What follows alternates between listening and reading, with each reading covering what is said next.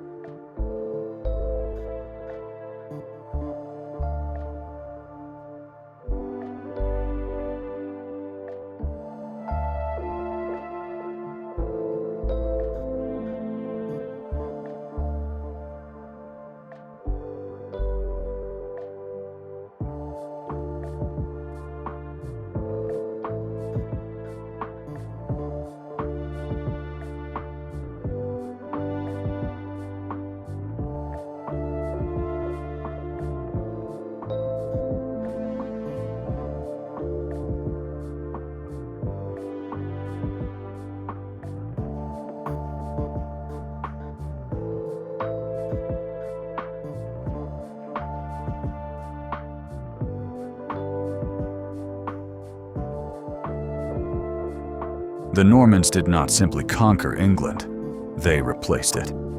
Within a generation, every English earl was dead, exiled, or dispossessed. A new language arrived, and 2 of the 4 Norman kings died violently. One civil war was brutal enough that contemporaries called it simply the anarchy.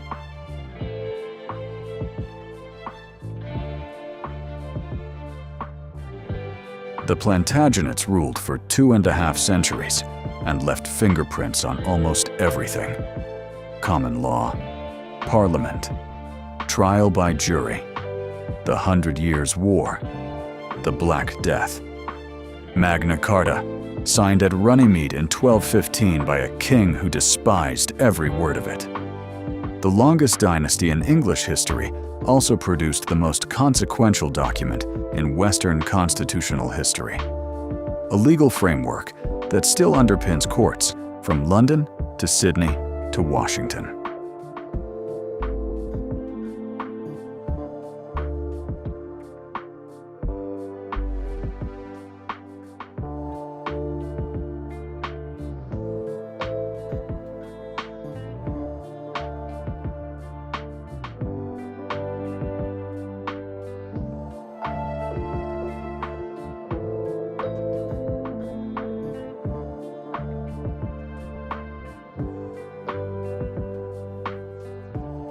For 30 years, the houses of Lancaster and York tore England apart.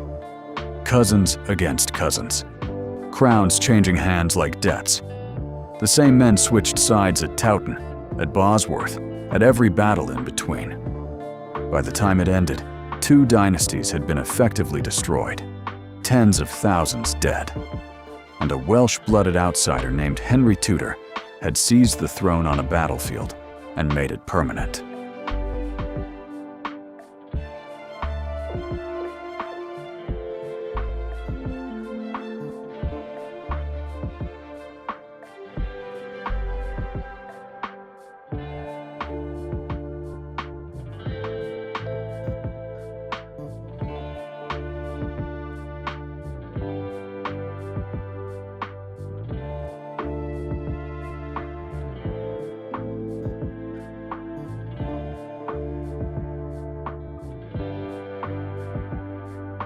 No dynasty packed more transformation into less time. 118 years, 6 monarchs, if you count the girl who lasted 9 days. The break with Rome, the dissolution of 800 monasteries, the Spanish Armada, Shakespeare. The entire religious identity of England was dismantled and rebuilt within a single century. The last Tudor died childless in 1603, having spent 44 years ensuring no one could tell her what to do.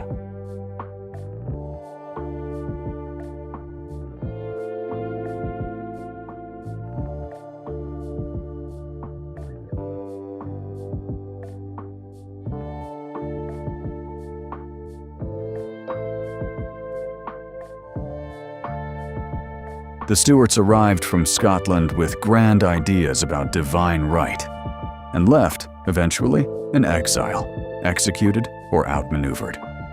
In between, a civil war, a king's head removed on a public scaffold, 11 years without a monarch at all, the Great Plague, the Great Fire of London, and the Bill of Rights.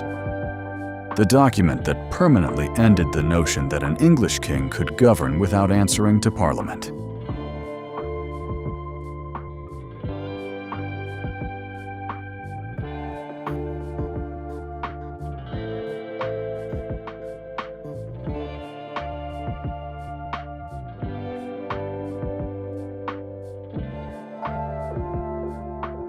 The Hanoverians were chosen not for greatness, but for their religion.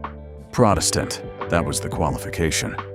What followed across 187 years was the Industrial Revolution, the loss of America, the defeat of Napoleon, the abolition of the slave trade, and the largest empire the world had ever seen.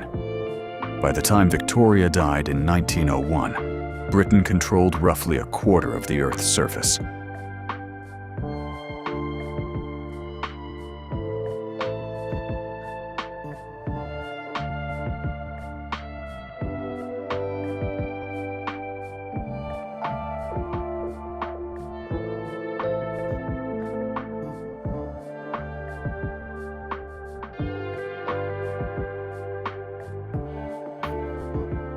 The House of Windsor is the House of Saxe-Coburg und Gotha, renamed in 1917, when the original name sounded too German for a country at war with Germany. 6 monarchs, 2 world wars, the end of empire, a king who abdicated for love, a king who stammered and became the voice of national defiance, a queen who reigned for 70 years and worked until 2 days before she died, followed by her son, who was the oldest king ever at his coronation.